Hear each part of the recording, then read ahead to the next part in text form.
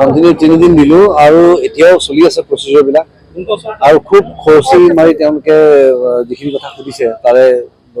উত্তৰবিলাক দি গৈছো মই মানে কোনো এটা বস্তু সময় অভাৱ হওক বুলি বা সময় বহুত গৈছে বুলি মই এৰি দিয়া নাই মই এটা এটা কথা ডিটেইলত কৈ গৈ আছো তেওঁলোকক ভালকে হৈ আছে প্ৰচিডিউৰটো মোৰ সেইটো ভাল লাগিছে বেয়া লাগিছে আপোনালোকক নতুন মই একো ক'ব পৰা নাই ৰাইজেও জানিব বিচাৰি আছে মই জানো মই ৰাইজকো একো ক'ব পৰা নাই কাৰণ যেতিয়ালৈকে মোৰ কমপ্লিট জেৰা হৈ নাযায় তেতিয়ালৈকে আচলতে আমি জনাব নাপায় লিগেলিও গতিকে মই সেইটোও জনাব পৰা নাই আৰু মুঠতে ভালকৈ কামখিনি চলি আছে সময় লাগিছে মোৰো এতিয়া দৈনন্দিন জীৱনত মানে এনেকুৱা এটা হেৰি হৈছে যে মই এইফালে শ্বুটিঙো চলি আছে ইয়াৰ মাজত মই দিনটো কোৰ্টতো আহিব লাগে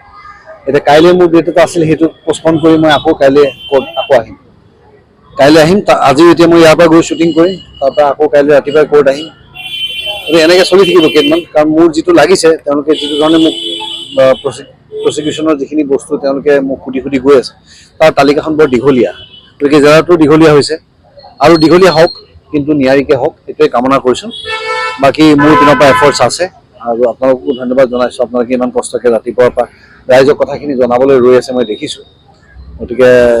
এভৰিডে যিখিনি হয় মই আপোনালোকক ক্ৰমান্বয়ে জনাই গৈ থাকিম কিছু ভিডিঅ' দেখুওৱা হ'ল আমাক মই চালোঁ ভিডিঅ'বিলাক মানে প্ৰয়োজনীয় যিখিনি ভিডিঅ' তেওঁলোকে মোক দেখুৱাই গৈছে সেই ভিডিঅ'বিলাকৰ বিষয়ে যি ক'বলগীয়া আছিল মই ক'লোঁ সেয়া মই আজি ডিছক্ল'জ নকৰোঁ কেৱল ব্যক্তিগতভাৱেহে মই কথাখিনি ক'ব পাৰোঁ গতিকে কৈছোঁ যে বন্ধু হিচাপে সেই ভিডিঅ'সমূহ চাই বৰ দুখিত হ'লোঁ অন্তৰত অলপ কষ্ট পালোঁ তথাপিও প্ৰচিডিউৰটো আগবাঢ়ি যাব লাগিব আইনত মানে ইম'শ্যনৰ কোনো ভেলিউ নাই আচলতে আমি ইয়াত কি তথ্য দাঙি ধৰিব পাৰোঁ কি কথা মাননীয় আদালতৰ দৃষ্টিগোচৰ হয় সেইবিলাক কথাহে আচলতে বেছি প্ৰয়োজনীয় গতিকে তাতেই কনচেনট্ৰেট কৰি এইকেইদিন আহি থাকিম মই চাগে আৰু কেইবাদিনো আহিব লাগিব যিমান কেইজন সাক্ষী আহিছে এতিয়ালৈকে তাৰ ভিতৰত আপুনি সৰ্বাধিক দীঘলীয়া সময়ৰ কাৰণে আপুনি আহি আছে মানে গোটেই কথাখিনি কিহৰ কাৰণে ইমান দীঘলীয়া হৈছে আপোনাৰ ক্ষেত্ৰত তাৰমানে মই ক'ব নোৱাৰোঁ মোৰ ক্ষেত্ৰত কিয় দীঘলীয়া হৈছে বা অইন সাক্ষীবিলাকৰ কিয় সোনকালে শেষ হৈছে কিন্তু মোক যিখিনি কথা সুধি গৈছে মই তাত কোনো ধৰণে সময়ৰ মানে অনাটনৰ কাৰণে মই লৰালৰিকৈ কোনো কথা কোৱা নাই মই প্ৰত্যেকটা কথা যি ধৰণে মই এনালাইজ কৰিছোঁ তেনেকৈয়ে কৈছোঁ যি ধৰণে মই অনুভৱ কৰিছোঁ তেনেকৈ কৈছোঁ আৰু তাত যদি মোৰ ব্যক্তিগত কিবা কথা ক'বলগীয়া আছে কাৰণ আজি ইয়ালৈ যেতিয়া আহিছোঁ ডেফিনেটলি এটা ব্যক্তিগত সম্পৰ্ক জুবিনৰ লগত আছে তাৰপিছত আমি এখন FIR দিছোঁ কাৰণেই মোক মতা হৈছে গতিকে মই ব্যক্তিগত জীৱনত আজি 33টা বছৰে যি ধৰণে জানিলোঁ বা তাৰ কোনটো কথা মোক দেখুওৱা কথাকেইটা বা মোক কোৱা কথাকেইটাৰ লগত মিল হোৱা নাই সেইকেইটা কথাও মই অতি বিতংভাৱে জনাইছোঁ গতিকে অলপ সময় বেছি লাগিছে আৰু ফটো আৰু ভিডিঅ' আটাইবোৰ মিলি 800ৰ ওপৰত পৃষ্ঠা গতিকে সময় লাগিব আৰু এটা কথা সুধো এইটো আপুনি কি দৃষ্টিৰে চাইছে নাজানো যিগৰাকী অধিবক্তাই আপোনাক ক্ৰছ কৰিছে যিগৰাকীয়ে জেৰা কৰিছে তেওঁ অসমৰ এগৰাকী অধিবক্তা অসমৰে জুবিন গাৰ্গক লৈ তেনেধৰণে ক্ৰছ যিখিনি কৰিব লগা হৈছে আপোনাৰ অনুভৱটো কওক প্ৰথমতে নলওঁ বুলি কৈছিল চব ব্যক্তিগতভাৱে কোনে কি ধৰণে চিন্তা কৰে তাত মোৰ কোনো ধৰণৰ জোৰ নাই আৱেগিকভাৱে আমি অসমীয়া মানুহে যিটো ধৰণে চিন্তা কৰোঁ তাৰ ভিতৰত ডেফিনেটলি কোনোবা মানুহে প্ৰফেচনেলি অলপমান বেছি মন দিব গতিকে সেইটো তেওঁলোকৰ চইচ আমি পাৰ্চনেলি আছোঁ সেইটো আমাৰ চইচ যে আমি আমাৰ চইচত থাকিম তেওঁলোকৰ চইচত থাকক তেওঁলোকে যিটো শুদ্ধ ভাবিছে হয়তো তেওঁলোকৰ দৃষ্টিত শুদ্ধ আমাৰ দৃষ্টিত আমি কৰি থকাটো শুদ্ধ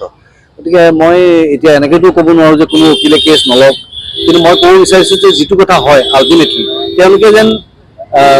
আইনৰ সুৰুঙা বিচাৰি যেন উলিয়াই দিবলৈ চেষ্টা নকৰি যদি অন্তত সঁচা হৈ থাকে তেতিয়া অন্তত মোৰ এটা মনত ছেটিছফেকশ্যন থাকিব তথাপি আপুনি আশা কৰে সোনকালে দাদাই ন্যায় পাব ডেফিনেটলি মই আশা কৰোঁ সেইকাৰণে ফাষ্ট ট্ৰেক এটা কোৰ্ট তৈয়াৰ কৰিছে আৰু মাননীয় আদালতে ইমান সময় তেখেতে নিজেওতো বহি আছে গতিকে মই ভাবোঁ যে ফাষ্ট ট্ৰেকৰ এই কথাটো মানে বৰ প্ৰয়োজনীয় আছিল আৰু হৈ যে আছে তাৰ কাৰণে মই কৃতজ্ঞ তেওঁলোকৰ ওচৰত আৰু এটা কথা সৰু কথা যে আপোনাৰ ইয়ালৈ এতিয়া আপুনি কৈছে আৰু কেইবাদিনো লাগিব জুবিন গাৰ্গৰ ভিতৰত সাক্ষ্য দিবলৈ অহাৰ কাৰণে আপোনাৰ ব্যক্তিগতভাৱে যথেষ্টখিনি সময় দিব লগা হৈছে আপোনাৰ ব্যক্তিগতভাৱেও লোকচান হৈছে তথাপিতো জুবিন গাৰ্গৰ কাৰণে মইতো লোকচান বুলি নধৰোঁ বাৰু ঠিক হয় গতিকে আহি থাকিম আৰু যদি আৰু লাগে 10-15 দিন মই আহি থাকিম মোৰ কোনো আপত্তি নাই তাত গতিকে আদালতেও সময় দিছে আমাক আদালতে সুন্দৰভাৱে আমাৰ কথাখিনি শুনিছে তো এনেকুৱা ধৰণে যদি এটা আমি আমাৰ কৰণীখিনি যদি কৰাৰ সুবিধা পাওঁ মই ভাবোঁ আমি নিশ্চয় কৰিব লাগে